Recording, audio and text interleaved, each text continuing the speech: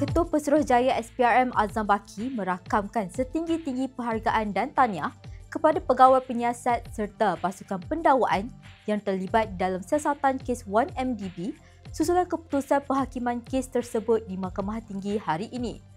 Terdahulu, Mahkamah Tinggi memutuskan bekas Perdana Menteri Najib Razak bersalah atas semua 25 pertuduhan salah guna kuasa dan pengubahan wang haram dalam kes 1MDB. Azam berkata keputusan itu merupakan hasil daripada usaha berterusan dan komitmen tinggi sejak siasatan dilancarkan pada Julai 2015 hingga ke penyelesaiannya, terutamanya dalam memperoleh keterangan dan bukti sama ada di dalam negara atau di peringkat antarabangsa.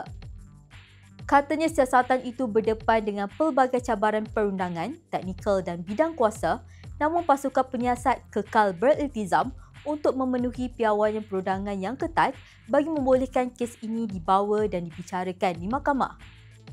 Menurutnya, bagi SPRM, keputusan ini bukanlah satu detik untuk diraikan atau dibanggakan, sebaliknya mencerminkan pelaksanaan tanggungjawab dan amanah terhadap negara.